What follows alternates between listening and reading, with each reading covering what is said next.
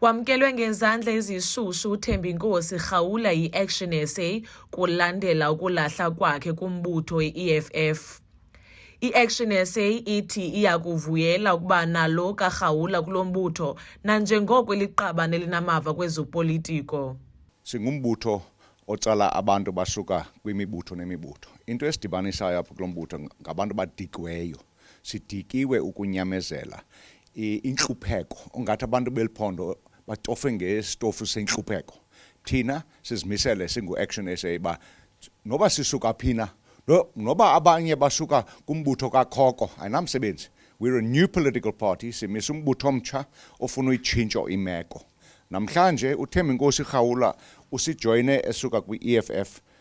Ayinamsebenzi loo nto ngoba sobabini nabo ogxabamba bonke abalapha sizimisele basifuna ulungisa.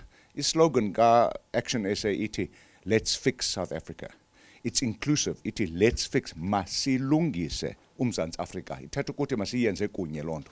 Ndiyabona ba zawubambana izandla naye silungise kunye eliphondo lethu elidlaka-dlaka kangaka. uRawula uchulumancile ngokuba lilungu le-ActionSA kwaye uthi sele engxamele kusebenzisa amava akhe kweli qela. Kukusebenza njengoba ndiqhelile endiqinisekisa into yobana izikills zam endinazo ndizisebenzisa ekuachieveni ezinto kufuneke iActionSA achievile. So ndifuna ukuqinisekisa ke amava am ndizawasebenzisela ekuqinisekiseni bana iActionSA iyakhula, iActionSA nayo iba i-political party ezawuphatha eSouth Africa kulonyaka uzayo ubheka phambili. Arthur Trolip uthi udityiwe bobuqhophololo buqubayo kweli wongeze ngelithi iActionSA izimisele ukuzisa utshintsho lokwenene. So we are united by one thing, is that we are no longer going to endure it. We're going to stand up, we're going to tackle it head on, and we're going to take numbers to Parliament and to the legislature to tackle the establishment that has allowed the rot to set in this country. Yes, some of us are disaffected and we come from different political parties.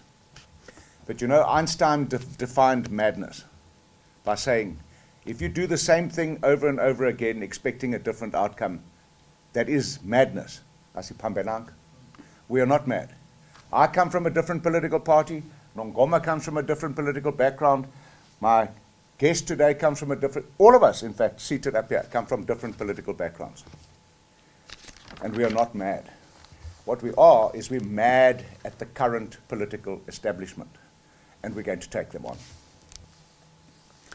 In 2020, uRawula wabethelela amazwi kaTrolip ngelithi uza kuqala ukwenza umehluko kumasipala eNelson Mandela Bay nesisixeko akhulele kuso. Kwiindaba ze-MPK TV, nguNtombozuko Balintulo eGqeberha.